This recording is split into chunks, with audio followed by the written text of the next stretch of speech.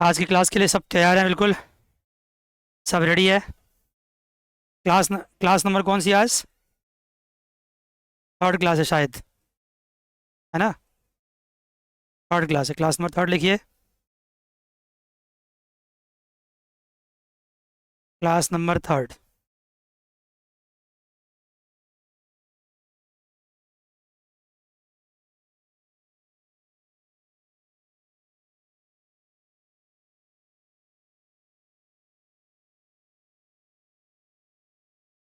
पिछले क्लास से मैंने जो पढ़ाया था उसी में बता दिया था कि आज क्लास में क्या होने वाला है।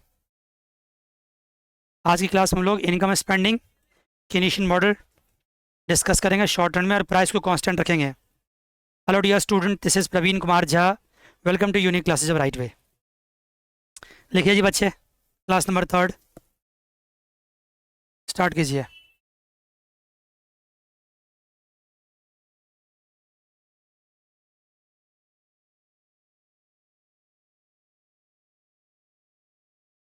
देखिए, बात होगी आज केनेशियन मॉडल।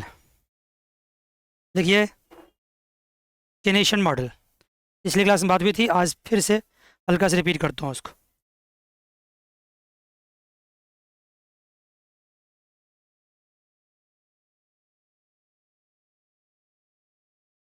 केनेशियन मॉडल की, और वो होगी शॉर्ट रन की बात। और यहाँ पे प्राइस क्या रहेगा? बोलो। फिक्स रहेगा, कांस्टेंट रहेगा शॉर्ट रन। हम लोग बात करेंगे, पहले सबसे पहले स्टार्ट करेंगे in two sectors, two sector model. देखिए पहले क्या लिखेंगे, टू सेक्टर मॉडल।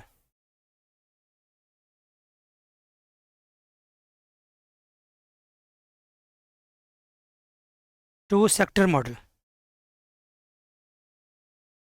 तो आज बात करेंगे टू सेक्टर्स मॉडल के बारे में। टू सेक्टर में क्या क्या लेंगे हम लोग? पिछले क्लास में मैंने क्या बताया था, चार सेक्टर्स होते हैं इकोनॉमी में। कौन कौन? Household, then firm, then government, and then foreign sectors. अभी हम लोग क्या करेंगे, उसमें टू सेक्टर के बारे में बात करेंगे। कौन कौन सा? देखो, हाउस होल्ड के बारे में एंड फॉर्म के बारे में। वैसे प्रैक्टिकली देखा जाए तो चार सेक्टर्स होते हैं, लेकिन अभी हम लोग क्या कर रहे हैं, सिर्फ टू सेक्टर्स के बारे में बात कर रहे हैं, हाउस होल्ड एंड फॉर्म। मान गए? मैंने पिछले में क्या कहा था, हाउस होल्ड क्या करती है? कंजम्पशन। और फॉर्म क्या करती है? इन्वेस्टमेंट। कंजम्पशन में भी डिमांड है, इन्वेस्टमेंट में भी डिमांड है। कंजम्पशन में क्या करते हैं हम लोग? खाने पीने की सामान, ड्यूरेबल गुड्स, ये सब कंज्यूम करते हैं। एक हाउस होल्ड यही करती है। इन्वेस्टमेंट में क्या डिमांड होती है? कैपिटल गुड्स की डिमांड होती है, लेकिन होती है ना। जो कंजम्पशन करते हैं उसको डिनोट करते हैं सी से, इन्वेस्टमेंट डिनोट करते हैं आई से। मान लो एक बिजनेसमैन है, वो अपने दुकान में या अपने बिजनेस में कोई मशीनरी खरीदता है, कोई प्लांट खरीदता है, कोई फर्नीचर खरीदता है, कुछ भी चीज़ खरीदता है, सारा क्या उसका इन्वेस्टमेंट है। मान गए? अब आप कहोगे सर वो बिजनेसमैन खाना भी तो खाता है घर पे आके। जब वो घर पे आ जाता है तो फिर क्या हो जाता हो? तो बिजनेस में नहीं रहता, फिर क्या हो जाता हो? House hold. अब तो वो कंजम्पशन, हाउस होल्ड हो जाता है फिर वो। तो एक हाउस होल्ड भी बिजनेसमैन हो सकता है, एक बिजनेसमैन भी क्या हो सकता है? हाउस होल्ड हो सकता है। हर कोई अपने अलग अलग कैपेसिटी में खर्च करता है। अगर हम घर के लिए कुछ कंज्यूम करते हैं तो कंजम्पशन एक्सपेंडिचर हो गया, फर्म के बिहाफ पे करते हैं तो क्या हो गया? इन्वेस्टमेंट हो गया। और ये दोनों हमारी डिमांड है। इन दोनों डिमांड को हम प्लस कर देंगे। मैक्रो में एग्रीगेट डिमांड की बात होती है, किसी पर्टिकुलर गुड्स की बात नहीं होती है। इसको प्लस करना क्या होगा? ये एग्रीगेट डिमांड, और ये क्या हो जाएगा? सी प्लस आई। हम क्या मानकर चल रहे हैं, अभी हमारी इकोनॉमी में कितने सेक्टर्स हैं? कम ऑन, माइक ऑन रखना। दो सेक्टर्स हैं, और दो सेक्टर्स ने मिलकर टोटल कितनी एग्रीगेट डिमांड करी? सी प्लस आई। मान गए? Right sir. अब यहाँ हम क्या करेंगे, यहाँ सबसे पहले हम डिस्कस करेंगे कंजम्पशन बारे में। इन्वेस्टमेंट के बारे में बता दूं, यहाँ पे इन्वेस्टमेंट को हम क्या मान लेंगे? ऑटोनोमस। यहाँ पे ऑटोनोमस मतलब क्या हुआ? ये हुआ एक्सोजेनियसली गिवन।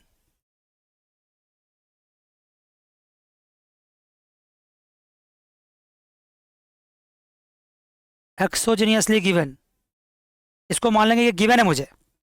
मैंने इस फॉर्मूला में या कहीं पे भी इसको डिराइव नहीं किया है, बल्कि हम क्या मान लेंगे, गिवन है। जो चीज़ हम किसी किसी भी फॉर्मूला को डिराइव करते वक्त हम ये मान के चलते हैं कोई चीज़ गिवन है, तो इसका मतलब बोलते हैं ये ऑटोनोमस है, या फिर ये एक्सोजीनियसली गिवन है। Right sir. लेकिन कंजम्पशन के बारे में ऐसी बात नहीं करेंगे, यहाँ बात करेंगे हम कंजम्पशन बारे में। तो कंजम्पशन किस पे डिपेंड करता है, बता सकते हो? Consumption depends on many factors. Many factors में पहला क्या लेंगे हम लोग, इनकम। इनकम के अलावा अदर फैक्टर्स कौन कौन से होते हैं? हमें काम इनकम से ही है, इसलिए हम इनकम को अलग रखे हैं, अदर फैक्टर्स को अलग कर रहे हैं। अदर फैक्टर्स कौन कौन से हो सकते हैं, कमान बताओ। Consumption depends on tax also. Government ने अगर ज़्यादा टैक्स आपसे चार्ज कर लिया तो आपकी इनकम कम हो जाएगी, इनकम कम हो जाएगी तो कंजम्पशन कम हो जाएगी। मानते हो? कमान जल्दी से। Right sir. It depends on inflation also. अगर मार्केट में इन्फ्लेशन ज़्यादा है, महंगाई ज़्यादा है, तो क्या कंजम्पशन कम करो ज़्यादा करोगे? बोलो। अगर मार्केट में इन्फ्लेशन ज़्यादा तो कंजम्पशन कम करोगे, inflation. It depends on price also. Particular time पे जो प्राइस है, प्राइस इन्फ्लेशन में कंफ्यूज मत करना। इन्फ्लेशन होता है राइज इन प्राइस। अब प्राइस होता है जो आज प्राइस है, ये प्राइस पे भी डिपेंड करता है। ये प्राइस ऑफ अदर गुड्स, इस पे भी डिपेंड करता है। प्राइस ऑफ अदर गुड्स पे भी डिपेंड करता है। देख लिया आपने, अदर फैक्टर्स में क्या क्या हो गए, टैक्स हो गए, इन्फ्लेशन हो गए, प्राइस हो गए, अब प्राइस ऑफ अदर गुड्स हो गए। मान गए बच्चे, कमान जल्दी से, मान गए? Yes sir. लेकिन मुझे इन सारे फैक्टर्स को छोड़ करके अभी कंजम्पशन के लिए कौन सा फैक्टर लेके बात करनी, मुझे बात करनी है सिर्फ इनकम के बारे में। मुझे बात करनी है इनकम के बारे में, क्योंकि इनकम को ही लेके चलना यहाँ पे मुझे, अदर फैक्टर्स की बात अभी यहाँ नहीं होगी। तो यहाँ पे मुझे इनकम के बारे में बात करी। मैंने कहा इस एग्रीगेट डिमांड में, टू सेक्टर्स में aggregate demand equals to consumption plus investment. Investment को यहाँ पे हम ऑटोनोमस मान के चलेंगे, लेकिन ये मत समझना कि इन्वेस्टमेंट ऑलवेज ऑटोनोमस होता है। इस जगह पे ऑटोनोमस मानेंगे, आगे आने वाले टाइम में इन्वेस्टमेंट को भी हम इंडोजिनस मानेंगे, इसमें भी चेंजेस करेंगे। ये भी दिखाएंगे कि इन्वेस्टमेंट भी किसी फैक्टर पर डिपेंड करता है, like interest rate of interest. लेकिन यहाँ क्या मान के चल रहे हैं, कौन क्या मान के चल रहा है? ऑटोनोमस, एक्सोजीनियसली गिवन मान के चल रहा है। ठीक है बच्चे, कमान। Right sir. लेकिन कंजम्पशन के लिए क्या कहा, consumption depends on many factors apart from income, like taxation, inflation, price and price of other goods. लेकिन हमने क्या करना है अभी, हमने अभी सिर्फ क्या लेना है, इनकम लेना है, इनकम लेना है। ठीक है जी, चलो इनकम लेना है तो इनकम के बारे में बात करते हैं। यहाँ पर साइड बाय साइड इनकम, ये इधर मैं एक्सप्लेन करता हूँ सब कुछ, इधर इस साइड में, इधर जो रेंज है ना, ये एक्सप्लेनेशन का रेंज है। ठीक है, तो मैं क्या देखता हूँ कि इनकम क्या हो सकता है। इनकम को या तो सिंपली हम वाई कह सकते हैं, वाई से डिनोट कर सकते हैं, या वाई डी से कर सकते हैं। जो नेशनल इनकम पढ़ रखा है ना, उन बच्चों को पता होगा ये चीज़। वाई डी का मतलब क्या हुआ, इसका मतलब हुआ disposable income. This is called disposable income. Come on guys, this is called what, disposable income. Disposable income मतलब क्या हुआ, एक हाउस होल्ड के पास जो इनकम है जिसको वो खर्च कर सकता है अपने लिए, या सेविंग कर ले या खर्च कर ले, that is called disposable income. एक हाउस होल्ड के पास जो इनकम है, उसके पास जो इनकम बचता है, हाउस होल्ड वही कमाता है, उसमें से गवर्नमेंट को टैक्स देता है, और कुछ गवर्नमेंट से उसको बेनिफिट भी मिलता है, इसको ट्रांसफर्स बोलते हैं। तो टैक्स देने से उसकी इनकम कम होती है और ट्रांसफर से उनकी इनकम बढ़ जाती है। तो ये जो इनकम उनके हैंड में आएगा, ये क्या कहलाएगा, डिस्पोजेबल इनकम कहलाएगा। मानते हो बच्चों, कमान जल्दी से, क्या कहलाएगा ये, डिस्पोजेबल इनकम। अब ये डिस्पोजेबल इनकम क्या है, आपके पॉकेट का इनकम है, जिसको आप मार्केट में जाके खर्च कर सकते हो, सेविंग कर सकते हो, बचा सकते हो, जो भी मर्जी से आप कर सकते हो। लेकिन ये डिस्पोजेबल इनकम है, टैक्स तो गवर्नमेंट को देना ही देना आपको।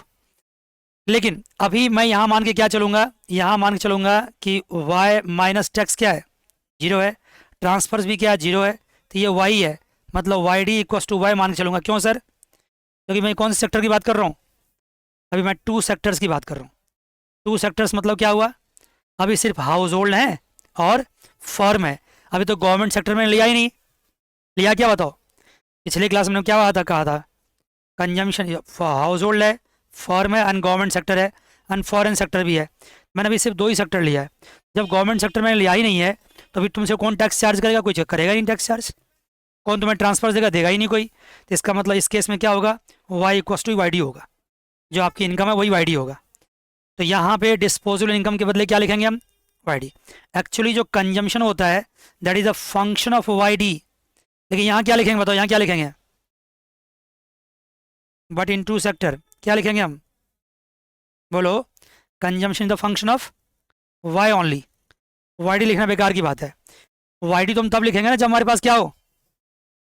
3 सेक्टर्स हो, गवर्नमेंट सेक्टर्स भी हो। बिल्कुल सही बात। राइट जी। अब यहाँ होती है, अब यहाँ क्या बात है? इन सब बातों के बाद हम क्या बताएंगे आपको? कीन्स ने क्या किया? लोगों के साइकोलॉजी को स्टडी किया, साइकोलॉजी को, ह्यूमन साइकोलॉजी को स्टडी किया। ह्यूमन साइकोलॉजी को स्टडी करने के बाद उन्होंने एक लॉ दिया that is called psychological law of consumption. आपने स्कूल लेवल पे पढ़ा होगा, पढ़ा है नहीं पढ़ा है?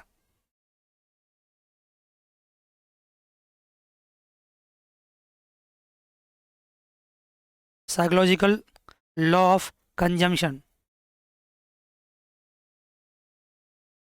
लिख लो। This is called psychological law of consumption. इसने प्रैक्टिकली एक्सपीरियंस किया मार्केट से। क्या देखा कि जब लोगों के इनकम बढ़ते हैं लोग कंजम्पशन करते हैं। इन्होंने स्टडी करके एक फॉर्मूला दिया कि consumption equals to C bar plus C Y. समझो, बहुत बेसिक बात है। हो सकता है आपने स्कूल लेवल पर ये पढ़ रखा होगा, लेकिन मेरी क्या आदत है कि मैं क्या मान के चलता हूँ? आपको जीरो नॉलेज है, कुछ नहीं आता आपको। आपने खुद देखा होगा कि फर्स्ट क्लास से सेकंड क्लास से थर्ड क्लास जब खत्म होगा ना, क्लास का स्टैंडर्ड बहुत हद तक बढ़ जाएगा। चौथी पाँचवीं क्लास आती है तो क्लास काफ़ी ऊपर चला जाएगा, काफ़ी पिक पे चला जाएगा। मान गए? Come on.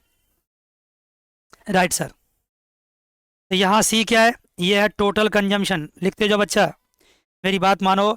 ये मत समझो कि कुछ आपको आता है, और ये भी मत सोचो कि हम बहुत हल्की फुल्की बात पढ़ा रहे हैं। अगर आपको लगता है बहुत हल्की फुल्की बात पढ़ा रहे हैं तो आप हमारे ऑलरेडी लास्ट ईयर के हमारे लेक्चर्स यूट्यूब पे अवेलेबल है, उस पर जाकर देख सकते हो आगे लेक्चर्स। कौन किसको ज़्यादा ज़्यादा पढ़ाना अच्छा लगता है? किसी को नहीं अच्छा लगता है। लेकिन मैं क्यों पढ़ा रहा हूँ? ज़्यादा नहीं पढ़ा रहा हूँ, मुझे पता ही नेसेसिटी है, मुझे पढ़ाना पड़ेगा। ऐसे तो बच्चे कन्फ्यूज़ कर जाएंगे। और ये आपका क्या है? देखो, ये आपका रीडिंग से देखो, जितना मैं पढ़ा रहा हूँ वहाँ पे सब कुछ यहाँ लिखा हुआ है। यहाँ देखो, ये कंजम्पशन है, इन्वेस्टमेंट है, गवर्नमेंट एक्सपेंडिचर है, ये इसका फॉर्मूला है। देखो सब कुछ, सब एक्सप्लेन है यहाँ पे। मेरे पढ़ाने बाद एक बार बेड बेड टाइम रीडिंग करोगे, सोते सोते मज़े करते जाओगे आराम से। सब कुछ देखो, जो पढ़ाएंगे सब यहाँ होगा, हर चीज़ यहाँ पे होगा। देखो, ट्रांसफ़र की बात करी, टैक्सेस की बात करी, सब यहाँ है। नेक्स्ट एक्सपोर्ट की बात करेंगे तो बहुत मज़ेदार क्लास चलने वाला है। इसमें बहुत सारे न्यूमेरिकल्स भी होने वाला है। शानदार होगा सब कुछ, डोंट वरी। नॉट इट बच्चे, कम ऑन, मानते हो?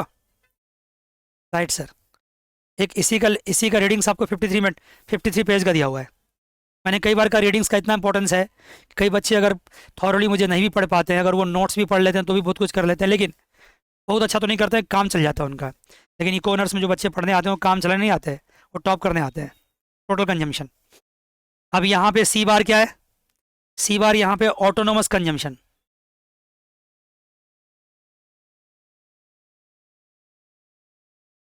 ये है ऑटोनोमस कंजम्पशन, मतलब ये फिक्स है, इतनी कंजम्पशन तो हर हाल में मुझे करनी है। और ये क्या है? ये है आपका यहाँ पे स्मॉल सी है MPC, marginal propensity to consume. और वाई यहाँ पे क्या है? बोलो। वाई यहाँ पे इनकम, वाई यहाँ पे इनकम है, वाई यहाँ पे इनकम है। और सी वाई को हम कंबाइंडली क्या कह सकते हैं? सी वाई को, सी वाई को हम कंबाइंडली कह सकते हैं इंड्यूस्ड कंजम्पशन।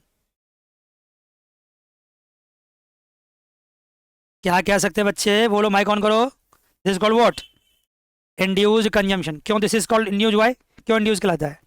इंड्यूज मतलब जो किसी चीज़ पे डिपेंडेंट है। किस पे डिपेंड है? यहाँ पे इनकम पे, इनकम पे डिपेंडेंट है। इनकम बढ़ेगा तो कंजम्पशन बढ़ेगा। आप खुद बताओ ना, अगर किसी घर में इनकम नहीं है, बहुत कम इनकम है, तो भी तो कुछ तो सर्वाइव करने के लिए करेगा ना, वो कुछ तो खाएगा ना। That is called what? Autonomous consumption. और जैसे जैसे आपकी इनकम बढ़ती जाती है आप कंजम्पशन बढ़ाते जाते हो।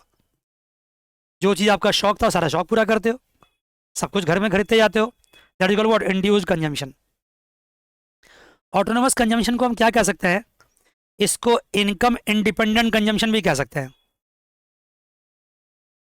इनकम इंडिपेंडेंट कंजम्पशन भी कह सकते हैं।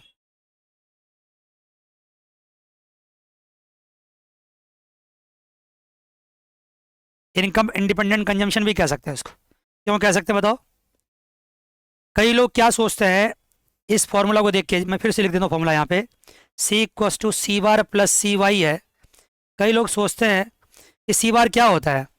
बच्चे क्या कहते हैं, if Y equals to zero then C equals to C bar. ऐसे कहोगे ना? कम जल्दी से, ऐसा कहोगे ना बताओ? आप क्या कहोगे? If Y equals to zero then C equals to C bar. ये वाला रेंज जो है ना डिस्क्राइब करने के लिए, एक्सप्लेनेशन के लिए, नोट्स इधर बन रहा है आपका लेफ्ट साइड में। आप कहोगे Y equals to zero then C equals to C बार।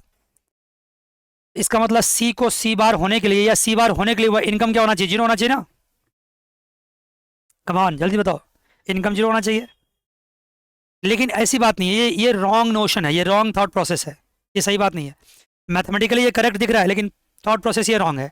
मैंने यहाँ क्या लिखा है? तो मैंने यहाँ क्या लिखा है? मैंने लिखा इनकम इंडिपेंडेंट कंजम्पशन। इसका मतलब क्या हुआ? ऐसा कंजम्पशन जो इनकम पे डिपेंड ही नहीं करता। इनकम पे डिपेंड नहीं करने का मतलब क्या होता है? इनकम जीरो ना होता है क्या?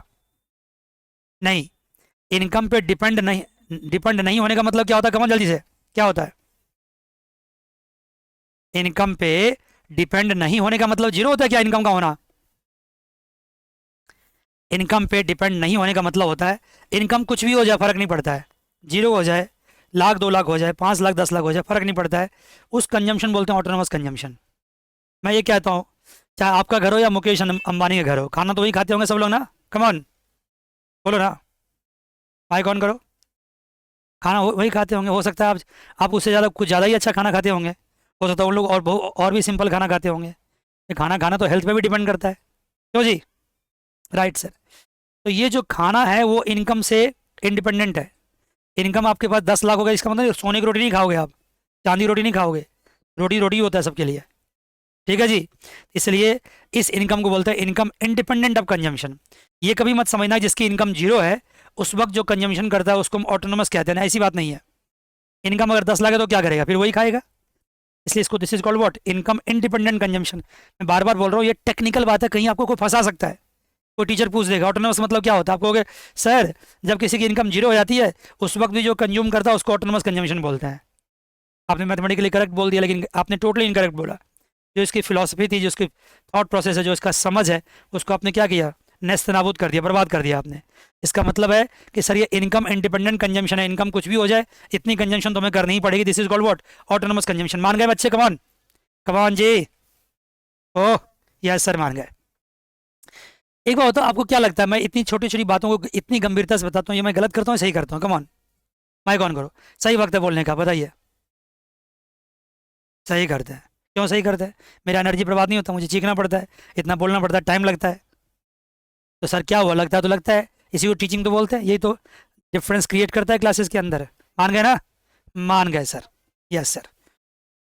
देखो मेरी कोशिश ये होती है कि अगर किसी के हाथ में लेक्चर लग गया ना, कोई एक बार ये लेक्चर पढ़ लिया, अब उसको पढ़ने लिखने से मतलब है, फिर तो सवाल ही नहीं उठता, वो लेक्चर मेरा ढूंढता फिरेगा हर जगह कि नेक्स्ट लेक्चर कब मिलेगा। हाँ, जिनको पढ़ाई लिखाई से मतलब नहीं है उनको क्या फ़र्क पड़ता है, उनको कुछ भी पढ़ा दो, क्या फ़र्क पड़ता है उनको। राइट्स। थोड़ी स्लो है, थोड़ी स्टार्ट में हल्का सा मैं स्लो प्रोसेस पे चलता हूँ, लेकिन आगे देखना कितना फायरिंग होगा। फायरिंग और सिलेंडर्स बोलेंगे उसको। कमाल की क्लास होने वाली है, डेफिनेटली होने वाली है। राइट जी। यहाँ तो कोई दिक्कत नहीं है आपको? आगे बढ़े, आगे बढ़े। Right sir. अब अगर मैं इस फॉर्मूला में ऐसा करूँ, इस फॉर्मूला में अगर मैं चेंज इन सी कर दूँ तो ये क्या होगा? Change in C bar plus C into change in Y होगा ना? कमॉन, ये स्मॉल सी तो एमपीसी है ना, ये तो रेट होता है। ये स्मॉल सी जो होता है ना एमपीसी होता है, इसको रेट बोलते हैं। अभी आगे एक्सप्लेन करेंगे इसको, पढ़ रखा हो इसे 12th क्लास में आपने। अब देखो change in C equals to क्या हो गया? ये जो चीज़ कांस्टेंट होता है उसमें चेंज कुछ नहीं होता, जीरो होता है। मानते हो? Come on yes sir. ये क्या हो गया? सी इंटू चेंज इन वाई। इसका मतलब क्या हो गया? इसका मतलब ये हुआ कि अगर मैं सी को अलग कर दूं तो ये क्या हो जाएगा? Change in capital C upon change in Y. मानते हो? जल्दी से। This is called MPC. This is called marginal propensity to consume, this is called marginal propensity to consume. पहले क्या करते थे ना, सारे बच्चों को हम इसी विंडो पे ज्वाइन करवाते थे, हमारे स्क्रीन पे सारे विंडोज़ बच्चों के दिखते रहते थे। अब मैंने क्या किया, दूसरा विंडो साइड बाई साइड खोल लिया है, तो मुझे आप वहाँ दिख रहे हैं आराम से, बड़े आराम से दिख रहे हैं वहाँ पे आप मुझे। This is called MPC, this is called marginal propensity to consume. इसको थोड़ा सा और बोलें तो क्या मतलब हुआ, इनकम में अगर कोई चेंज होगा, इनकम में अगर कोई चेंज होगा तो उसके रेस्पेक्ट में, इनकम में अगर 1 रुपया चेंज हुआ तो कंजम्पशन में कितना चेंज होगा, दैट इज कॉल्ड एमपीसी। अगर एक बंदे की इनकम में 1 रुपया चेंज हुआ तो कंजम्पशन में कितना चेंज हुआ, that is called what, MPC. अब यहाँ ये बात आती है कि एमपीसी की वैल्यू होगी क्या, वो 0 से ज़्यादा होती है और 1 से कम होती है। एमपीसी की वैल्यू 0 से ज़्यादा होती है और 1 से कम होती है। क्यों सर, एमपीसी वैल्यू 0 नहीं हो सकता है क्या? मेरे हिसाब से एमपीसी वैल्यू 0 नहीं हो सकता है। पूछो क्यों, दो क्यों नहीं हो सकता है? अगर सी इक्वस टू है change in C upon change in Y, अगर मान लो आपके वाई में 1 रुपये का चेंज हुआ सपोज करो, तो क्या कंजम्पशन में चेंज 0 होगा? तभी तो 0 होगा ना, ऐसा नहीं होता है। अगर आपके इनकम में कुछ बदलाव आता है तो डेफिनेटली आपके कंजम्पशन पैटर्न भी क्या होता है, चेंज होता है। मानते नहीं मानते? कमॉन कमॉन जल्दी से। Yes sir. ऐसा कैसे हो सकता है, पैसे की गर्मी किसी उपजती है क्या? जब पैसे की गर्मी लगती है ना तो लोग ऑफकोर्स मार्केट निकलता है खर्च करने के लिए। ये जरूर है कि थोड़ा सा आपके समझ पे भी डिपेंड करता है। अगर आप मैच्योरिटी लेवल पे को अटेन कर चुके हैं, थोड़ा जवाबदेह इंसान हो चुके हैं, बाल बच्चे बड़े हो जाते हैं, तो फिर लोग कंजम्पशन संभल संभल के करता है। लेकिन कंजम्पशन 0 तो फिर भी नहीं करता, करता तो क्वेश्चन को जरूर है।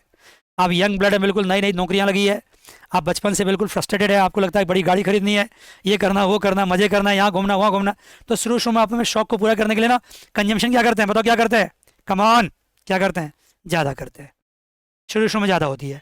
आपको हर चीज़ खरीदना है, जो बचपन से अपने शौक पाल रखे थे, ये खरीदना है मुझे, वो खरीदना मुझे, सब खरीदते हैं। कुछ सालों तक तो पैसे पर आप टूट पड़ते हैं, मुझे ये भी करना, मुझे वो भी करना है, काश ये पैसे उस वक्त होते तो मैं वो कर पाती या कर पाता, अब कर रहा हूँ, अब करना है मुझे, तो करते हैं लोग।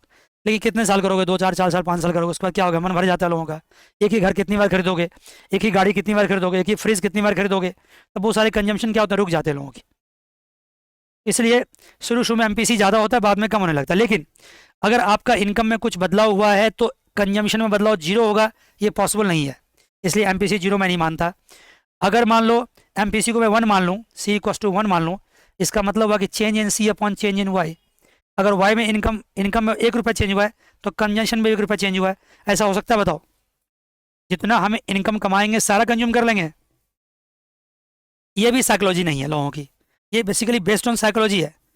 ह्यूमन साइकोलॉजी ये नहीं कहता है आप जितना कमाओगे, हाँ, जितना कमाओगे वो सारा का सारा आप क्या करोगे, कंज्यूम कर लोगे, या सारा सारा सेव कर लोगे, ऐसा जरूरी नहीं है। सारा सेव भी नहीं कर सकते, सारा कंज्यूम भी नहीं कर सकते। अगर चेंज इन सी 0 है, इसका मतलब सारा हम क्या कर रहे हैं, सेव कर रहे हैं, और चेंज इन सी 1 है, इसका मतलब सारा कंज्यूम कर रहे हैं। तो ये दोनों चीज़ को हम सही नहीं मानते हैं।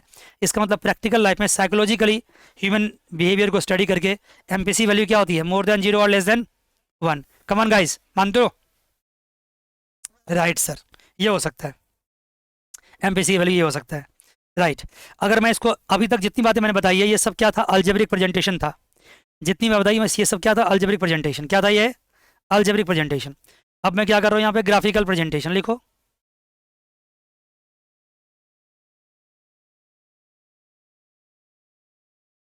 Graphical presentation. जब भी आप कुछ पढ़ोगे ना तो इकोनॉमिक्स में अलजेब्रिकली भी, ग्राफिकली भी, हर तरीके से आपको दिखाना पड़ेगा। This is called graphical presentation. Come on guys, मान गए बच्चे, मान गए? कैसे सर? देखो ये सब बातें भी स्कूल लेवल पे हो चुकी होगी आपको सब। इन सारी क्लासेस को मैं वार्म अप क्लासेस बोलता हूँ, ठीक है ना? वार्म अप होता है हल्का सा, हल्का सा। आप जब, मैंने पिछले क्लास में एग्जांपल दिया, जिम का एग्जांपल दिया था, आप जाते हैं जिम में ना, आप कुछ भी कितने भी फिट क्यों नहीं है, शुरू शुरू वार्म अप होता है, फिर 1 सप्ताह 1 वीक 2 वीक ढंग से काम करके फिर आप हैवी एक्सरसाइज कर पाते हो। राइट जी। ग्राफिकल प्रेजेंटेशन कैसा होगा देखिए।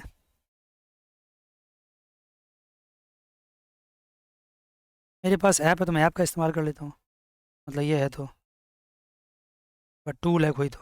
देखो ये, अब क्या करना है यहाँ पे, अब यहाँ पे मैं क्या करता हूँ, एक कंजम्पशन लाइन ड्रॉ करता हूँ। ड्रॉ कर दी कंजम्पशन लाइन, ये कंजम्पशन लाइन है। इस लाइन में क्या बोल सकते हैं, ये कौन सी लाइन है, C equals to C bar plus C Y. मान गए बच्चे, कमान? Right sir. मैंने इसको यहाँ से क्यों स्टार्ट किया, ये क्या यहाँ से यहाँ तक क्या है, ये यहाँ पे ये इनकम है, ये है सी बार। इनकम आपकी कुछ भी हो, इनकम आपकी कुछ भी हो, यहाँ हो, यहाँ हो, यहाँ हो, सी बार क्या है?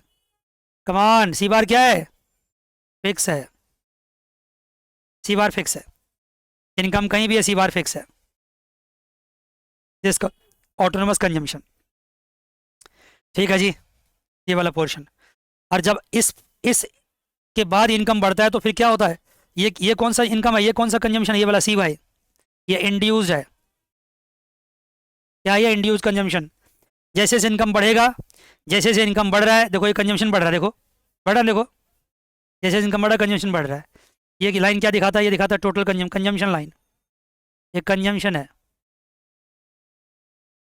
अगर मैं कोई भी एक लाइन लेके दिखा दूँ आपको, मान लो बीच में एक लाइन ले लेता हूँ यहाँ पे, सपोज करो।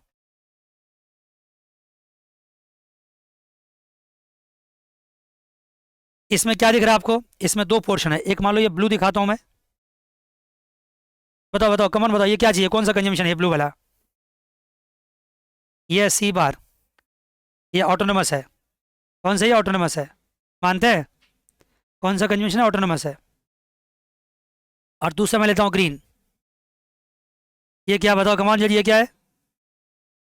ये इंड्यूस्ड है। ये सी वाई है, स्मॉल सी वाई है, स्मॉल सी वाई। और ग्रीन एंड ब्लू को प्लस कर दो, क्या होगा? ग्रीन एंड ब्लू को प्लस कर दें तो क्या होगा? ये हो गया आपका ये वाला पोर्शन, ये वाला पोर्शन हो गया यहाँ से यहाँ तक, ये हो गया सी वाई। और दोनों प्लस किए तो क्या हो गया? कमान, टोटल कंजम्पशन। मान गए?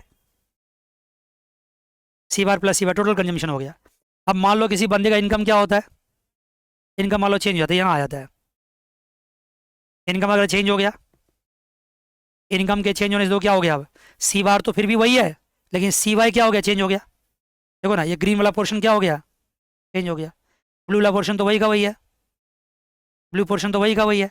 कमान गाइस, कमान बच्चे। आपने क्या देखा? जो इंड्यूस्ड कंजम्पशन था वो आपके इनकम के साथ बढ़ता जा रहा है। अब अगर मैं यहाँ पे ये देखूँ कि पुराने कंजम्पशन नए में कितना बदलाव, देखो ये कितना बदलाव हुआ है। तो ये वाला पोर्शन में चेंज हुआ, ये जो ब्लैक थिक ब्लैक लाइन बता रहा हूँ, ये चेंज हुआ है। इसको क्या कर सकता हूँ? इसको मैं कह सकता हूँ चेंज इन सी।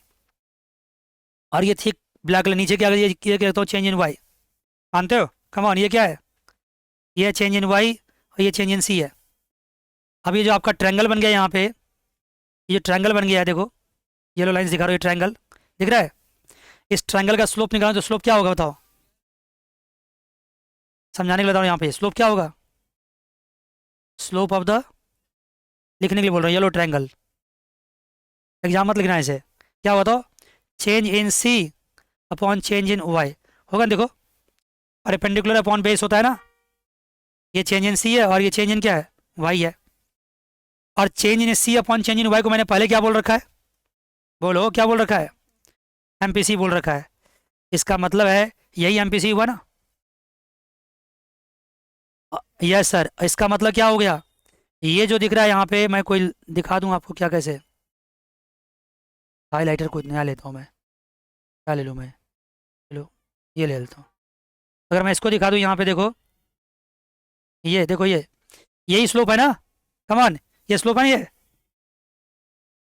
ये स्लोप है। क्या हो गया? कैसे उड़ा दिया मैंने इसको? दूसरी लाइन ड्रॉ करनी पड़ेगी। नहीं ठीक है।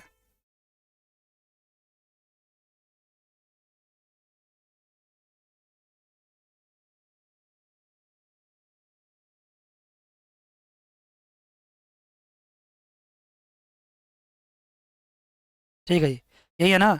मेरे पास यहाँ था नहीं है, ये था। ठीक है, थोड़ा सा डिलीट, सॉरी मतलब पेंसिल चल गया था अपने आप ही मेरा। ये हो गया, मैंने क्या येलो ट्रायंगल लिया था, ठीक है। अब ये इसका स्लोप हुआ, मैंने ये दिखा दिया था इससे आपको। ये क्या है? ये स्लोप है ना? स्लोप। और स्लोप को मैंने क्या किया? एमपीसी का। इसका मतलब ये पूरे इंटायर लाइन की स्लोप क्या है? पूरे इंटायर लाइन की स्लोप को क्या कह सकते हैं हम? एमपीसी कह सकते हैं। ठीक है ना? इसका मतलब क्या हो गया? Slope of the consumption line. लिखो इसको, slope of the consumption line equal to क्या है? Change in C upon change in Y. और यही क्या है? एमपीसी। तो इसका मतलब हम क्या लिख सकते हैं? MPC called what? MPC called is called the slope of the consumption function या consumption line, slope of the consumption line. मान गए बच्चे, कमान जल्दी से मान गए? Right sir. वैसे भी ये जो एंगल है, ये एंगल, यही एंगल ही स्लोप है। ध्यान दो मैथमेटिकली, आप जानते हैं ये एंगल क्या होगा, इक्वल होगा ना? बताओ कमान। कितनी छोटी बात बता रहा हूँ, दिमाग में कन्फ्यूजन हो सकता है इसलिए समझा रहा हूँ। ये एंगल सेम होगा। कौन सा एंगल होता है? Corresponding angle. ये एंगल सेम होगा, इसका मतलब पूरी इंटायर लाइन का स्लोप क्या होगा? सेम होगा। और इसके स्लोप को क्या बोलते हैं? Tan theta. और टेन थीटा क्या होता है? P by B. ये परपेंडिकुलर अपॉन बेस। परपेंडिकुलर क्या है? Change a C upon change in Y. जिस तरीके से समझना चाहो, 10th क्लास में घुस जाओ 9th क्लास में घुस जाओ, आपकी मर्जी है। कभी भी मैं पूछूं आपसे कि अगर कंजम्पशन लाइन स्ट्रेट लाइन है, कंजम्पशन लाइन स्ट्रेट लाइन है, तो उसका स्लोप क्या होगा? Come on. अच्छा, मैंने ये लाइन थोड़ा गड़बड़ ड्रॉ किया है, आई एम सॉरी। पहले सही किया था, इस बार ध्यान। यहाँ से लाइन था, ये यहाँ से लाइन था। बोला क्यों नहीं पहले आपने? यहाँ से लाइन था, ये लाइन था, सॉरी ये था, ये येलो ट्रायंगल है। उस वक्त बोलना चाहिए ना, पूरा क्लास मेरा खराब हो जाता। यस सर, अभी बोल रहे हो, पहले क्यों नहीं बोला? ठीक है, ये स्लोप होता आपका। इसका मतलब पूरे लाइन की स्लोप सेम है। और जो मैंने कोरस्पॉन्डिंग एंगल कहा था, वो एंगल यहाँ से यहाँ नहीं, यहाँ से यहाँ तक है, ये और ये है। अब इसको छोड़ दो। बिल्कुल सही बात, बिल्कुल एग्जैक्टली करेक्ट है। कमान बच्चे मान गए? हमें ज़्यादा ज़्यादा पूछना चाहता हूँ, बताओ कमान जल्दी से। कंजम्पशन लाइन अगर लीनियर लाइन है, लीनियर स्ट्रेट लाइन है, तो उसका स्लोप क्या होगा? स्लोप क्या कहलाता है उसका? एमपीसी कहलाता है। एमपीसी मतलब क्या होता है? Marginal propensity to consume. इसका मतलब क्या होता है? Change in income. अगर इनकम में 1 रुपया चेंज हुआ, तो करस्पॉन्डिंगली कंजम्पशन में कितना चेंज होगा? Got it? मान गए ना, दैट इज कॉल्ड एमपीसी। तो ठीक है, अब एमपीसी बात हो गई, उसका ग्राफिकल प्रेजेंटेशन भी हो गया, और उसका आपका अलजेब्रिक प्रेजेंटेशन भी हो गया। तो अब किसकी बात कर रहे हैं हम लोग? Saving function. दूसरा हेडिंग लिखो, अब लिखो सेविंग फंक्शन।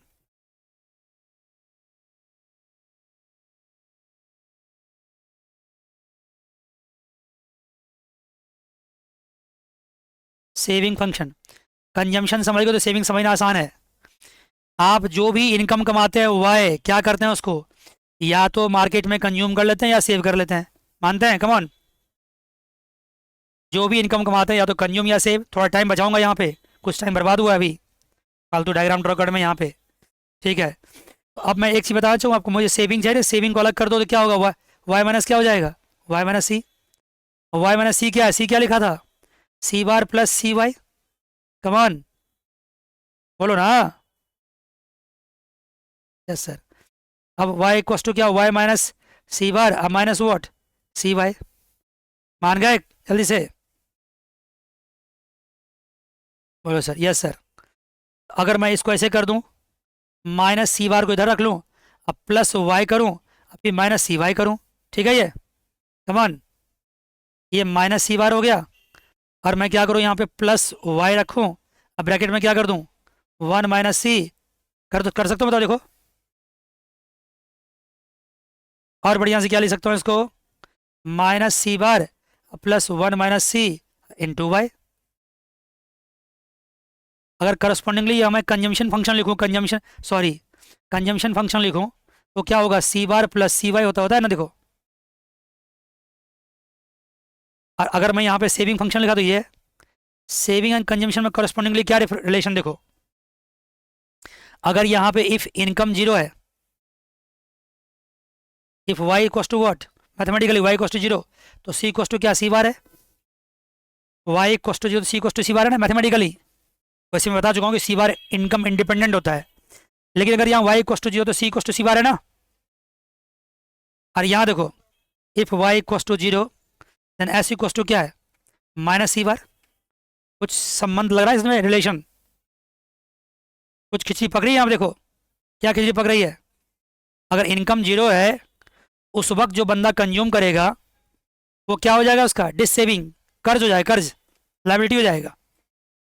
इनकम जीरो है, तो उस वक्त सेविंग क्या हुआ उसकी? देखो नेगेटिव हो गया। नेगेटिव सेविंग मतलब क्या हुआ?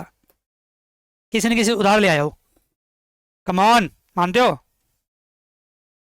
अगर आपके पास इनकम नहीं है फिर भी कंज्यूम कर रहे हो तो कहीं ना कहीं सुधार ही ला रहे हो ना। तो सेविंग कहाँ गया, नेगेटिव में गया ना, देखो। तो अगर सी वाई इनकम जीरो होगा तो कंजम्पशन सी बार होगा, तो उस केस में सेविंग क्या होगा, माइनस सी बार होगा। कंजम्पशन सी बार तो सेविंग क्या, minus C bar, if income is zero. ये क्या, अब दूसरी बात देखो, एक और रिलेशन देखो आपस में, यहाँ पे, यहाँ क्या सी है, ये सी क्या है यहाँ पे, सी यहाँ पे एमपीसी है, और यहाँ पे क्या है, ये वन माइनस सी है, इसको क्या बोलेंगे हम, एमपीएस। वहाँ पे सी है, यहाँ वन माइनस सी है, एमपीसी सी है और एमपीएस वन माइनस सी है। वो कमान मान गए। अगर मान लो आपका एमपीसी है 0.40 एमपीसी आपका है, मार्जिनल प्रोपेंसिटी टू कंज्यूम 0.40 है, तो अंडरस्टूड है कि एमपीएस क्या होगा, 1 - 0.40, 0.60। इसका मतलब क्या हो गया, एमपीएस इक्वस टू, अंडरस्टूड है 1 माइनस वॉट, एमपीसी। इसका मतलब एमपीएस प्लस एमपीसी क्या होगा, 1 होगा। 12th क्लास या उससे नीचे हो गया ये चीज़, एमपीसी प्लस एमपीएस क्या होगा, 1 होगा।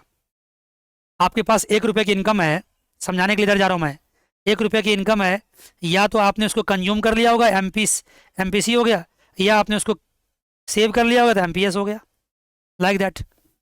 एमपीसी प्लस एमपीएस क्या होगा, 1 होगा, दोनों मिला करके। मान गए बच्चे, कमान। वैसे भी देखो एमपीसी को क्या कर सकते हैं हम, change in C upon change in Y, और एमपीएस को क्या बोल सकते हैं, कमान बोलो ना, change in S upon change in Y. बच्चों वाली बात है ये, एमपीसी प्लस एमपीएस।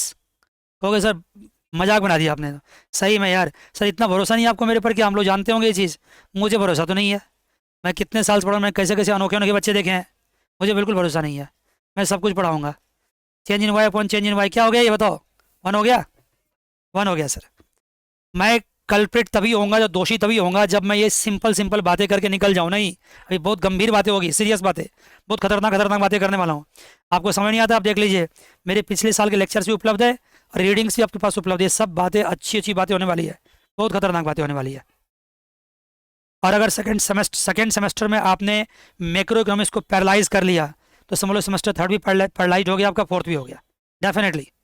कोई नहीं बचा सकता आपको। मैंने कई बार देखा सेमेस्टर थर्ड में बचे जाते हैं, फिर दोबारा सेमेस्टर सेकंड का इकोनॉमिक्स पढ़ना स्टार्ट करते हैं।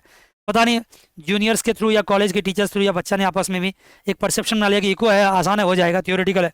ऐसा कुछ भी नहीं है। इको ऑनर्स में आपको पढ़ना क्या है, इकोनॉमिक्स तो पढ़ना है, मैथ्स स्टैट्स निकोट्रिक्स वो सब कुछ इंपॉर्टेंट है, लेकिन वो मैथ इकोनॉमिक्स को सपोर्ट करने के लिए है। अल्टीमेटली आपको पढ़ना इकोनॉमिक्स ही है, और इकोनॉमिक्स ही कमजोर कर लिया तो फिर क्या फ़ायदा, कुछ नहीं फ़ायदा होगा। इसलिए पढ़िए ढंग से। क्लियर जी बच्चे, यहाँ तक क्लियर है, कमाल जल्दी से। अब देखो ग्राफ इसका, देखो देखो इसका graph, graphical presentation of saving curve. देखो क्या होगा, आ जाओ जी फटाफट, थोड़ा टाइम बचा लो, पहले कर रखे हम लोग। सेविंग कर्व क्या होगा, सेविंग कर्व थोड़ा सा नेगेटिव से आएगा, नेगेटिव से आएगा ये, यहाँ से आएगा। यहाँ क्या है, सेविंग है, और यहाँ क्या है, इनकम है। क्योंकि इस रेंज में ये क्या चीज़ है, ये क्या चीज़ है, ये क्या है, माइनस सी बार है। कमान गाइस, क्या है ये, माइनस सी बार, मानते हो? जब आपकी इनकम जीरो थी तो माइनस सी बार है ये। और जब यहाँ पे इनकम आ गया कुछ, उसके बाद जब इनकम बढ़ने लगा तो सेविंग भी बढ़ने लगा आपका। ये इस कर्व को क्या बोलेंगे, S equals to minus C bar plus 1 - cy, 1 - cy। जैसे जैसे आपका इनकम बढ़ेगा सेविंग बढ़ेगी। पहले सेविंग तो जो डिस सेविंग है, जो आपका लोन है वो खत्म करोगे, फिर उसके बाद क्या होगा, सेविंग पॉजिटिव होने लगेगा। ये सेविंग है, यहाँ पे सेविंग दिख रहा है, यहाँ पॉइंट देखो, यहाँ क्या हुआ, यहाँ आपका सेविंग होने लगा, देखो पॉजिटिव होने लगा। मान गए बच्चे, कमान जल्दी से। तो मैंने आपको कंजम्पशन फंक्शन बताया, सेविंग फंक्शन बताया, उसका अलजेब्रिक प्रेजेंटेशन, उसका ग्राफिकल प्रेजेंटेशन, यही चीज़ करना होता है, हर जगह करना होगा ये चीज़। अब मैं क्या करूँगा, अब मैं लिखूंगा थर्ड पॉइंट, और वो क्या होगा, इक्विलिब्रियम इन टू सेक्टर। लिखिए इक्विलिब्रियम इन टू सेक्टर, लिखते जाइए, equilibrium in two sector. Come on guys, क्या लिखेंगे, equilibrium in two sector.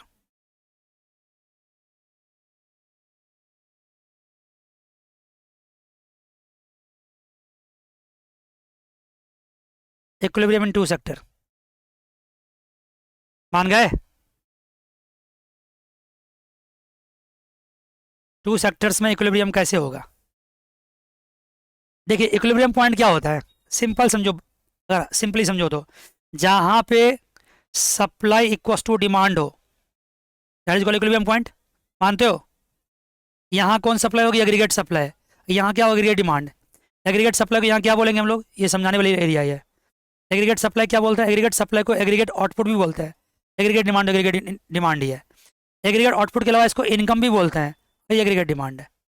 Aggregate supply बोल लो, एग्रीगेट आउटपुट बोल लो, या इनकम बोल लो, आर द सेम थिंग। तो वाई इक्वल्स टू क्या हो गया? एडी हो गया। कमान बच्चे मानते हो? बोलो ना। Yes sir. जहाँ वाई इक्वल्स टू एडी होगा वहीं पे आपका इक्विलिब्रियम इन टू सेक्टर्स हो जाएगा। ठीक है, तो इक्विलिब्रियम मतलब क्या हुआ? इक्विलिब्रियम कहाँ होगा? जहाँ वाई इक्वल्स टू एडी होगा। ये इक्विलिब्रियम पॉइंट है, इक्विलिब्रियम कंडीशन है ये। अब देखो एडी इक्वल्स टू, तो आपको भी पता है मैंने क्या होता है? सी प्लस आई होता है ना। और आई मैंने क्या मान लिया था? ऑटोनोमस। सी क्या माना था? C bar plus C Y, come on, plus I bar. AD equals to, AD में दो बार हो गए, दो ऑटोनोमस हो गए, एक सी बार ऑटोनोमस हो गए, एक आई बार ऑटोनोमस हो गए। और ये हो गया इंड्यूस, मतलब वेरिएबल। वेरिएबल किस पे डिपेंड कर रहा है? ओ, एमपीसी पे। ठीक है बच्चे, कमान, राइट सर। जो रिकॉर्डिंग मोड में पढ़ते हैं ना वो भी अपने अपने आप से बोलिए राइट सर, पक्का सर। अब मुझे मैसेज भेजिए, आपको जैसा भी क्लास लगता है उस वक्त ही पॉज करके मुझे भेजा कीजिए मैसेज, तब तो मुझे पता चलेगा ना। रिकॉर्डिंग मोड में आप पढ़ते हैं, मुझसे आप कैसे इंटरेक्ट करोगे?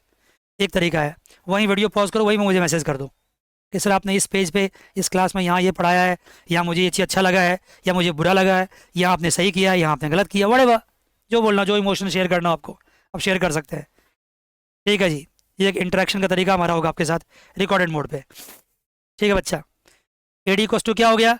ये जो ऑटोनोमस है ना, ऑटोनोमस, इसको कर दो ए बार। यहाँ लिख दो A bar equals to what? C bar plus I बार।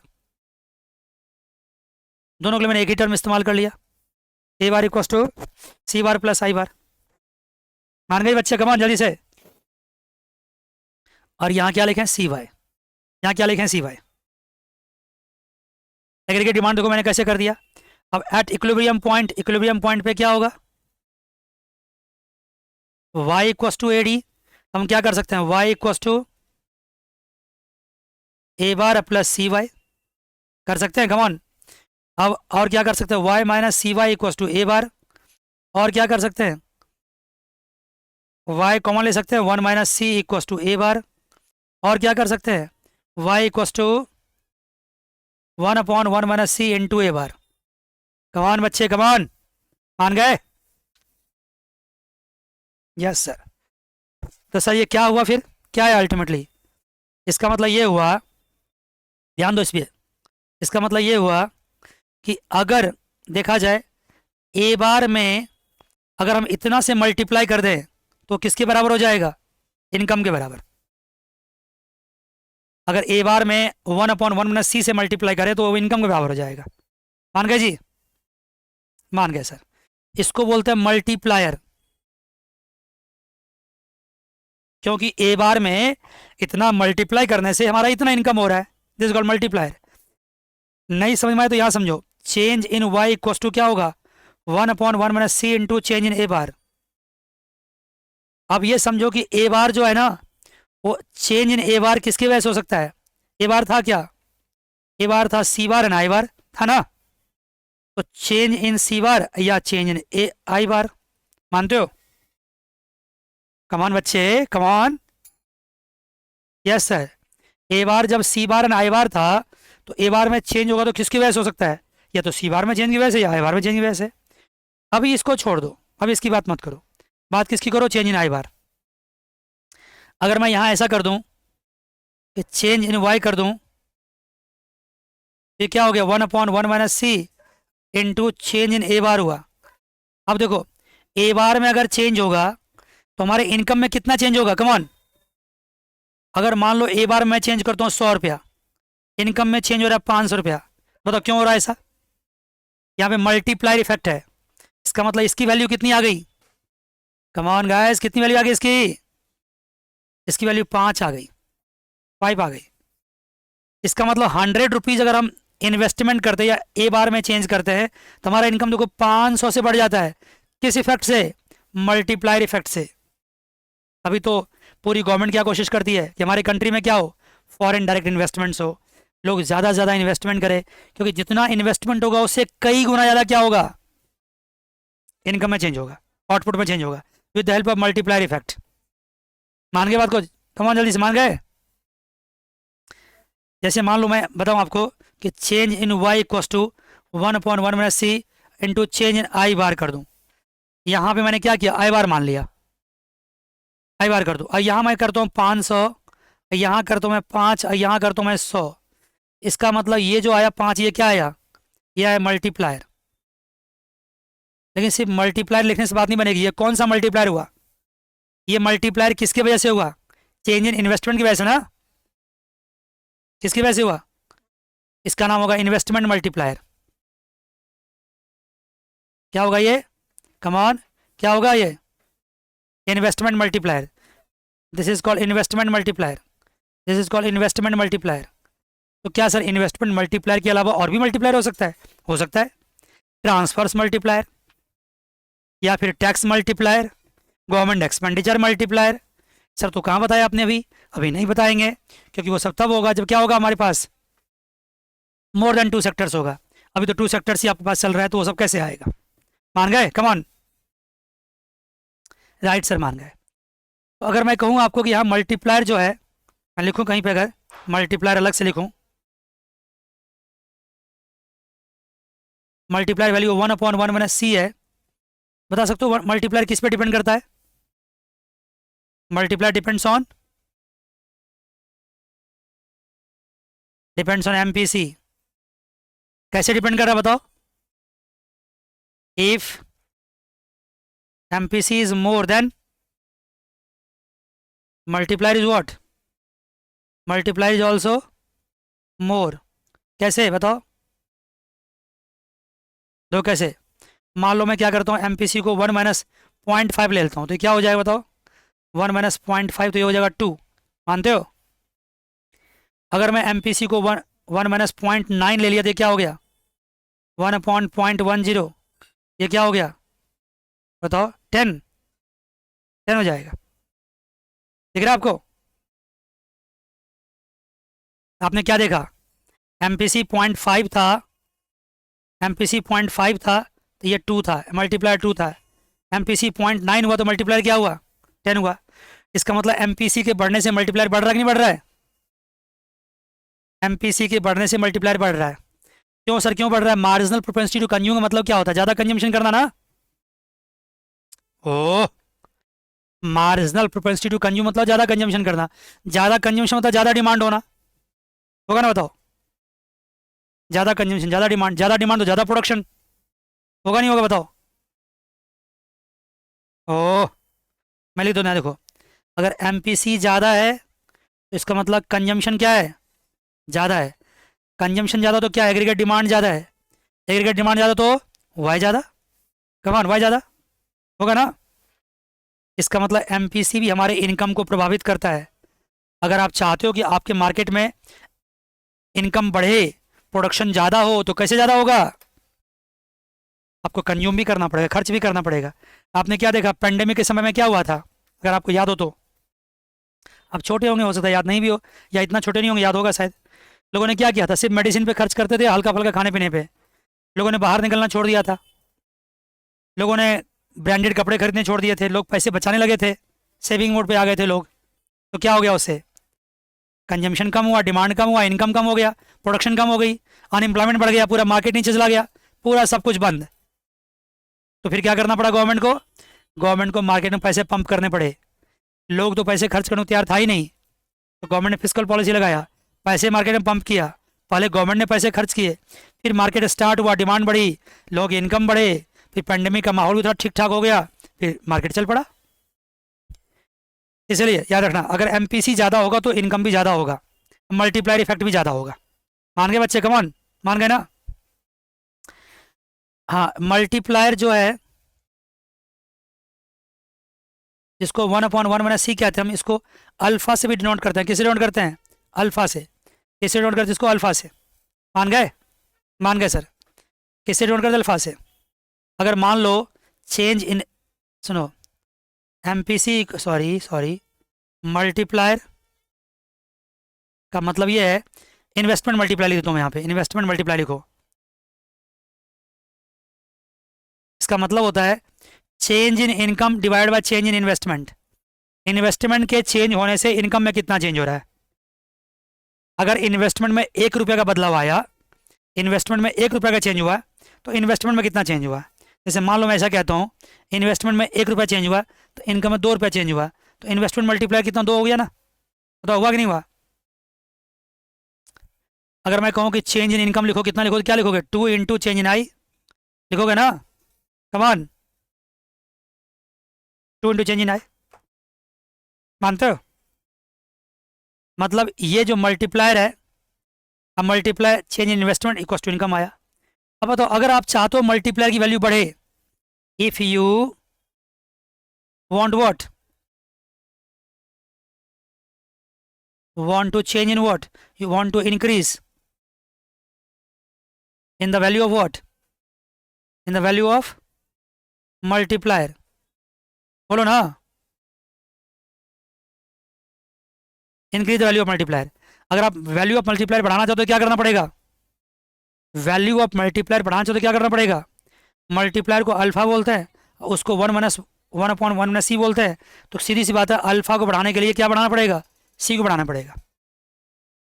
अब ये बताओ, अगर मार्केट में ढेर सारे इन्वेस्टमेंट आ गया दूसरे दूसरे कंट्री से, देखो मैं लोकल लैंग्वेज में बात करता हूँ आपसे, अपनी अपनी लैंग्वेज में, अगर मार्केट में ढेर सारे इन्वेस्टमेंट आ गया ना, तो क्या सिर्फ इन्वेस्टमेंट आ जाने भर से ही हमारे इनकम में ज़्यादा बदलाव होगा?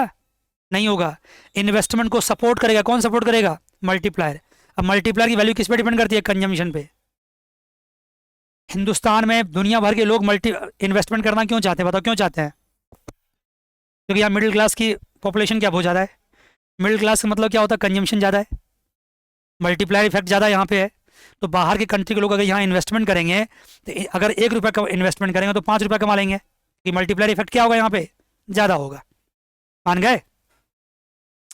तो अगर मैं कभी आपको रास्ते में मिल जाऊँ, मैं आपसे पूछूँ कि क्या किसी इकोनॉमी में जो एग्रीगेट इनकम लेवल है, क्या वो इनकम लेवल क्या उस कंट्री के सिर्फ इन्वेस्टमेंट पर डिपेंड करता है? तो क्या कहोगे आप? नो सर, इन्वेस्टमेंट पे डिपेंड तो करता ही है, लेकिन इन्वेस्टमेंट होने से क्या हो जाएगा? क्या चाहिए साथ साथ? मल्टीप्लायर इफेक्ट भी चाहिए। अब मल्टीप्लायर के लिए क्या चाहिए? एमपीसी भी चाहिए, कंजम्पशन भी चाहिए। अगर फॉरेन के लोग इन्वेस्टमेंट करने आएंगे और उसको पता चला कि हिंदुस्तान के लोग कंज्यूम करते ही नहीं है, तो क्यों करेंगे फिर वो? आप देखते हो चाइना के लोग क्या करते थे पहले? हमारे यहाँ दिवाली के दिए बनाते हैं, होली के रंग बनाते हैं। अब तो घर अपने यहाँ भी बनने लगा है। भारत सरकार ने पहले लॉ कर रखा था खुल के उसको, हमारे यहाँ खुद की मैन्युफैक्चरिंग होने लगी है। लेकिन वो दिवाली के दिए क्यों बनाते हैं? उसको क्या मतलब है? उनको दिवाली के बारे में तो कुछ नहीं पता, लेकिन दिए बना रहे हैं। वो क्यों बना रहे हैं? बताओ क्यों बना रहे हैं? उनको पता है कि दिवाली के दिए बनाने के लिए मैं अगर इन्वेस्टमेंट करूंगा ना, अगर मशीनरी लगाऊंगा, प्लांट लगाऊंगा, अगर मैं उसके लिए 1,000 करोड़ रुपया खर्च करूंगा प्लांट लगाने के लिए, तो हिंदुस्तान में करोड़ों लोग रहते हैं, दिवाली मनाते हैं, और वो वहां जाके मल्टीप्लायर इफेक्ट होगा, क्योंकि कंजम्पशन लोग करेगा, दिए खरीदेंगे ना लोग। कमान। हाँ, तो कोई भी कंट्री का लोग जब तुम्हारे कंट्री में इन्वेस्टमेंट करता है, तो पहले तुम्हारे कंट्री का कंजम्पशन पैटर्न देख लेता हो। कंजम्पशन पैटर्न क्या है? हमारे यहाँ कंजम्पशन पैटर्न क्या है? हमारे यहाँ कंजम्पशन पैटर्न जो होता है ना, वो फेस्टिवल पे ज़्यादा डिपेंड करता है। हम लोग फेस्टिवल से बेस्ट ज़्यादा कंजम्पशन करते हैं। अब मेट्रो सिटीज़ में तो वैसे भी लोग कंजम्पशन करने के बहाने चाहिए होते हैं लोगों को, दिल्ली विल्ली में तो वो वैसे ही करते रहते हैं। लेकिन जो दिल्ली को छोड़ दो, या किसी मेट्रो सिटी छोड़ दो, या सिंपल टाउन्स को या किसी को छोड़ दो, तो ओवरऑल इंडियंस की बात करो तो कभी कंजम्पशन करे ना करे, लेकिन वो तो अपने शादी ब्याह में कंजम्पशन करते ही करते हैं, फेस्टिवल्स में कंजम्पशन करते ही करते हैं। ये उनका कंजम्पशन पैटर्न जो होता है ना, इन्वेस्टर्स को कॉपी करता है, देखता है उसको, और उसके हिसाब से पैसा लगाता है मार्केट में। मान गए? तो मुझे एक बार खुश कर दो, मैं फिर आगे बढ़ूंगा, कि आपका इनकम लेवल कितना ज़्यादा होगा ये इन्वेस्टमेंट पे डिपेंड करता है, और उसके साथ साथ कुछ और पे भी डिपेंड करता है। कौन? किस पे? बोलो ना। उसके साथ साथ ये आपके एमपीसी पे भी डिपेंड करता है। मान गए बच्चे? राइट सर, यस सर, मान गए। आइए इसका ग्राफिकल प्रेजेंटेशन कर देते हैं फटाफट जल्दी से। देखिए ग्राफिकल प्रेजेंटेशन, अगली क्लास में आएंगे तो ग्राफिकल प्रेजेंटेशन से फिर से स्टार्ट करेंगे।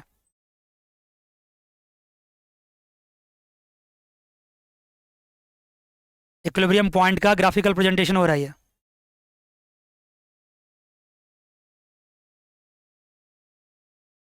अब देखो हम क्या करेंगे,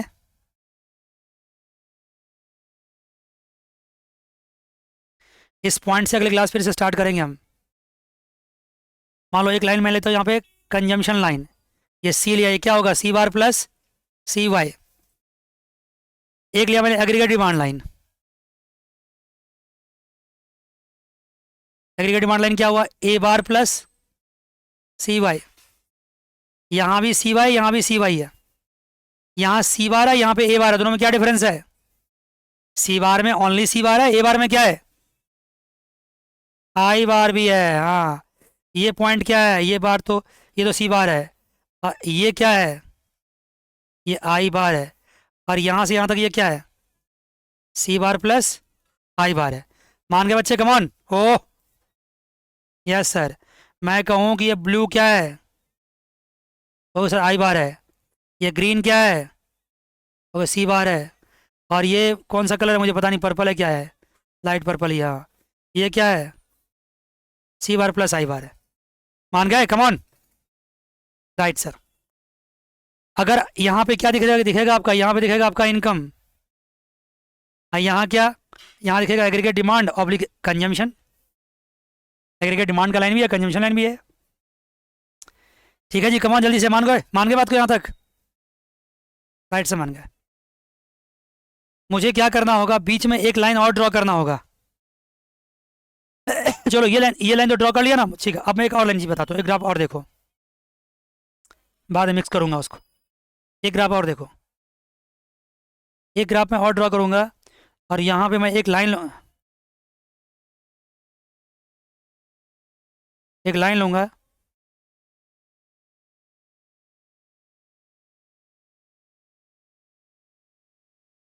और ये एंगल क्या मानेंगे हम लोग, ये बीच का एंगल मानेंगे 45 डिग्री का। ये एक इमेजनरी लाइन है, अगर ये 45 डिग्री है, इसका मतलब क्या हुआ, ये इक्विडिस्टेंट फ्रॉम वर्टिकल एक्सिस है, होगा ना, कमान जल्दी बताओ। इसका मतलब अगर ये AD है और अगर ये Y है, तो इसके हर पॉइंट पे क्या Y इक्वल टू AD है ना, कमान। ओ इसके हर पॉइंट पर Y इक्वल टू AD है। इतनी बेसिक बात मत जाऊंगे, 45 डिग्री लाइन है, ये इमेजनरी लाइन होता है, ये वर्चुअल लाइन है, ये समझाने के लिए सिर्फ है, ये एक्चुअल लाइन नहीं है, ये वर्चुअल लाइन है। अब मैं क्या करूँगा, इसी ग्राफ में दिखाता हूँ, अगली क्लास से फिर से मैं शुरू करने वाला ही हूँ। अब इस ग्राफ में क्या करूँ, मैं आपको एक लूँ क्या, MPC का लाइन, तो एक लेता हूँ AD का लाइन।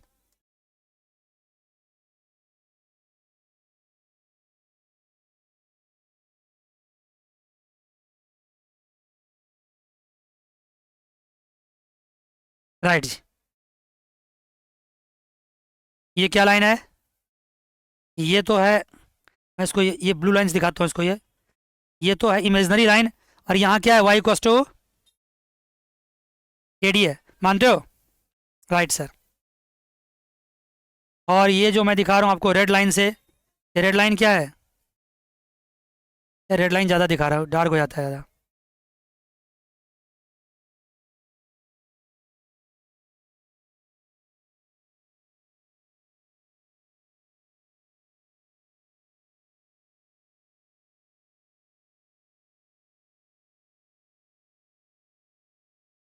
हाँ, हाईलाइटर मैं कौन सा ले लूँ, सिंपल आसान लेता हूँ ना, ताकि आपको दिखाई पड़े ढंग से, लाइट लेता हूँ, ये ले लेता हूँ, ठीक है।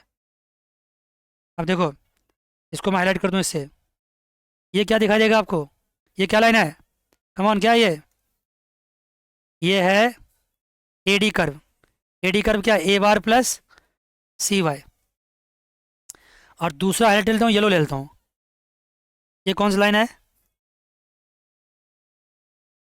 ये कंजम्पशन कर्व है, ये क्या लिखेंगे इसको, C equals to C bar plus CY। एक बार नोटिस किया आपने, यहाँ पे मैंने पहले बताया था कि ये क्या है, MPC क्या है, ये क्या, ये स्लोप है, किसका स्लोप है ये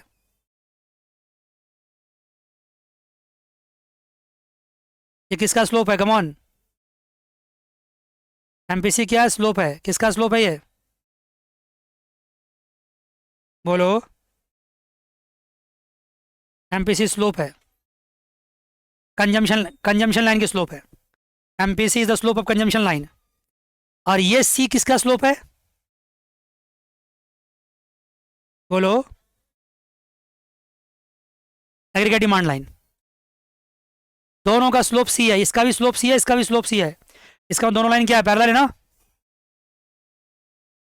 aggregate demand consumption line parallel, दोनों का स्लोप सी है। एक बात बताओ, आपने लीनियर इक्वेशन पढ़ रखा है ना मैथमेटिक्स में, आपने लीनियर इक्वेशन कब पढ़ रखा, वाई इक्वल्स टू क्या होता है, बेसिक बात पूछ रहा हूँ, Y equals to M X plus C होता है ना। ये क्या होता है, ये कांस्टेंट है, या इसको वाई इंटरसेप्ट बोल सकते हैं।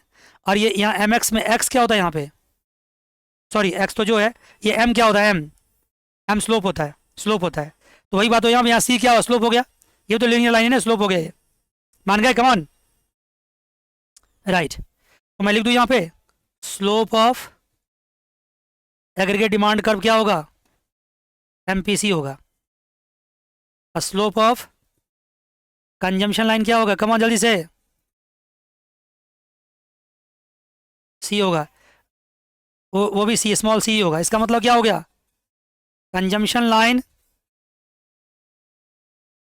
Line is parallel to what, parallel to aggregate demand line. मानते हो, मानते हो, कम ऑन गाइस, मानते हो ये पैरेलल है, यस सर। अब एक बात देखो, आप गौर से देखो ना, यहाँ पे, यहाँ तो समझ गए। अब यहाँ पे एक बात समझने वाली बात है कि ये अगर मैं ये कहूँ कि ये वाला पोर्शन क्या है, ये क्या कहोगे आप, ये सी बार है।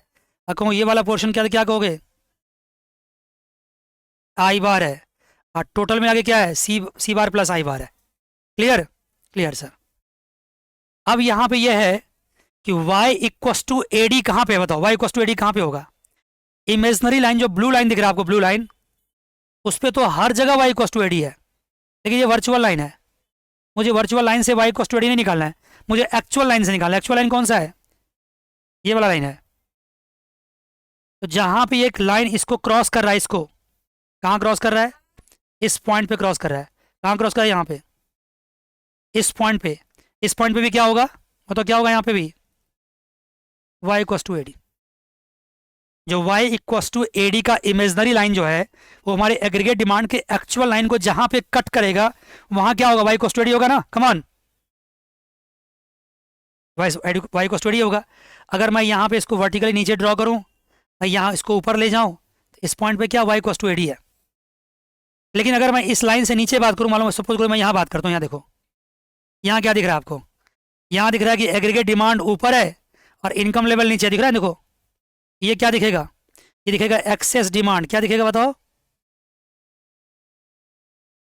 Excess demand. अगर मार्केट में डिमांड ज़्यादा है और सप्लाई कम है, तो मार्केट किधर मूव करेगा, इधर की तरफ। मार्केट में डिमांड ज़्यादा और सप्लाई कम, तो मार्केट किधर मूव करेगा, फॉरवर्ड मूविंग, इधर मूव करेगा। अगर मैं एक लाइन यहाँ ले लूँ, तो यहाँ क्या दिख रहा है, यहाँ दिख रहा है क्या, इनकम ज़्यादा है और डिमांड क्या है, कम है। यहाँ क्या दिखेगा, एक्सेस सप्लाई। बोलो ना, क्या दिखेगा यहाँ पे, अगर मार्केट में एक्सेस सप्लाई, तो सप्लाई क्या हो, कम होगा, फिर मार्केट इधर जाएगा। तो अल्टीमेटली मार्केट कहाँ पे स्टेबल रहेगा, इक्विलिब्रियम पॉइंट पे। मार्केट कहाँ पे स्टेबल रहेगा, इक्विलिब्रियम पॉइंट पे। मान गए, मार्केट कहाँ पे स्टेबल रहेगा, इक्विलिब्रियम पॉइंट पे। मान गए बच्चे, कम ऑन, यस सर। इस लाइन को, जो ये लाइन क्रॉस कर रहा है ना, ये लाइन जो क्रॉस कर रहा है, ये लाइन और ये लाइन आपको दिख रहा होगा, virtual y equals to A D और एक्चुअल ए डी। ये लाइन जो क्रॉस कर रहा है, इसको किनेशियन क्रॉस भी बोलते हैं। क्या बोलते हैं इसको, किनेशियन क्रॉस। जहाँ पे किनेशियन क्रॉस होगा, वहीं वहीं पे क्या होगा, y equals to A D होगा। आज की क्लास में ये रहने देते हैं, अगली क्लास में आएंगे ना, तो शिफ्ट इन ए डी कर भी करेंगे, और फिर बहुत बातें होगी। एडी कर में शिफ्ट होगा तो मल्टीप्लाई इफेक्ट क्या होगा, और बहुत सारी बातें समेटते हुए अगली क्लास में आएंगे। आप खुद देख रहे हो कि क्लास धीरे धीरे धीरे धीरे ग्रेजुअली क्या हो रहा है, आगे बढ़ता जा रहा है। क्लास ग्रेजुअली एकदम पिकअप पे जाएगा, एकदम आगे जाएगा। रीडिंग्स मैंने आपको दिखाई दिया है आपके सामने। आज जो पढ़ाया वो रीडिंग देखो, कहीं ना कहीं आपको दिखेगा रीडिंग में वो, हर जगह। तो बेटा जान, ये देखो, ये सब दिखाने वाला दिखाया मैंने आज। ये नहीं दिखाया अभी, ये कल दिखाऊंगा। मैंने उससे पहले का दिखाया होगा आज। ठीक है जी। तो आज की क्लास में आपको दिख रहा होगा कुछ क्लासेस सिलेबस अब आगे बढ़ता जा रहा है। आज ये दिखाया मैंने आज आपको, ये वाला देखो ना, सी एन ए डी का दिखाया। ठीक है, तो जब अगली क्लास मिलेंगे तो